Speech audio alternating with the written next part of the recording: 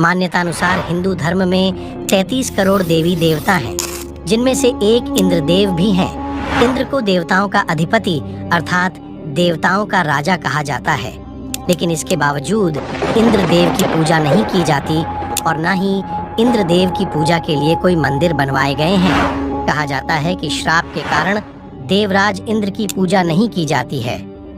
एक बार काम वासना से वशीभूत होकर इंद्रदेव ने कुछ ऐसा कर दिया था जिसके परिणाम स्वरूप इंद्र के शरीर पर 1000 योनियां निकल आई थी। आखिर देवराज इंद्र को यह श्राप क्यों और किसने दिया? आइए जानते हैं कि आज की इस खास पेशकश में क्या आपको पता है कि देवराज इंद्र स्वर्ग लोक के राजा तो हैं, लेकिन उन्हें छल के कारण अधिक जाना जाता है। आपने कई चित्रों में देखा होगा जहां इंद्रदेव के शरीर पर असंख्य आंखें दिखाई देती हैं।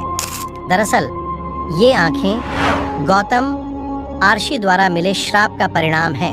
पद्म पुराण में वर्णित एक कथा के अनुसार इंद्र स्वर्गलोक में अप्सराओं के साथ काम वासना से घिरे रहते थे। वह इंद्रिय सुखों अर्थात भोग और ऐश्वर्य में ही मग्न रहना पसंद करते थे।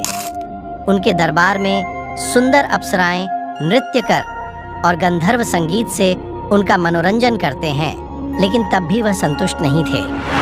एक दिन जब वे धरती पर विचरण करने आए तो उन्होंने एक कुटिया के बाहर एक बेहद सुंदर स्त्री को देखा, जिसके खूबसूरती को देखकर इंद्र उस पर मोहित हो गए। लेकिन यह कोई आम स्त्री नहीं थी, बल्कि गौतम ऋषि की पत्नी देवी अहिल्या थी। अहिल्या अत्यंत रूपवान, गुणवान और बुद्धिमान थी। पौराणिक कथानुसार अहिल्या ब्रह्मा जी की मानस पुत्री थी। ब्रह्मा जी ने अहिल्या को सबसे सुंदर और ज्ञानी स्त्री बनाया था। सभी देवता उनसे विवाह करना चाहते थे।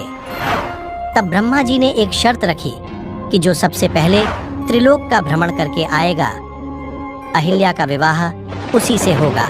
जैसा कि इंद्र छल में निपुण थे, इसलिए वो अपनी सभी चमत्कारी शक्ति द्वारा सबसे पहले त्रिलोक का भ्रमण कराए।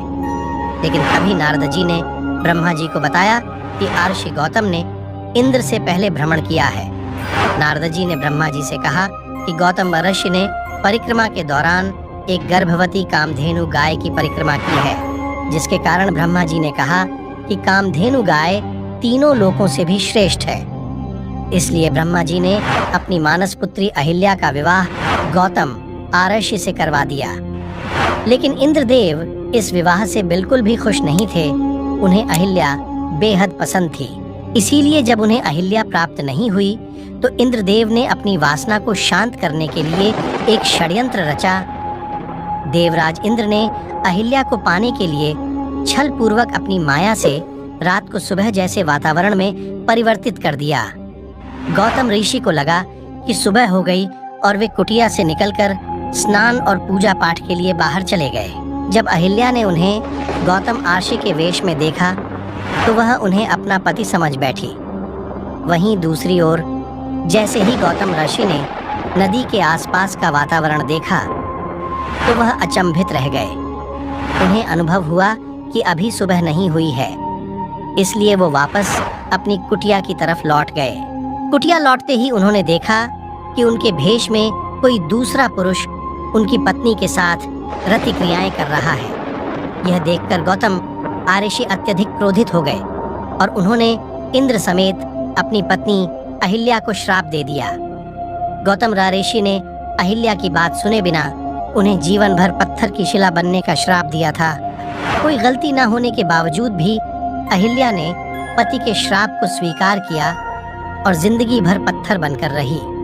जब गौतम ऋषि का गुस्सा शांत हुआ तो उन्होंने अहिल्या को यह भी आशीर्वाद दिया कि जैसे ही भगवान श्री राम के चरण पड़ेंगे तो वह श्राप से मुक्त हो जाएंगी। वनवास के दौरान जब भगवान श्री राम जंगल में भटकते हुए गौतम आर्षि के आश्रम पहुंचे, तब उन्होंने उस चट्टान पर अपने पैर रखे जहां अहिल्या पत्थर बनी थी।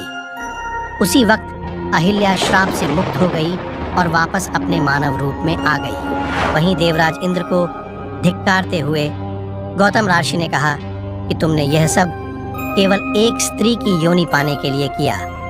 तुम्हें योनि की इतनी लालसा है तो अब तुम्हें वही मिलेगी। तब आर्षि गौतम ने इंद्र को 1000 योनियों का श्राप दे दिया। श्राप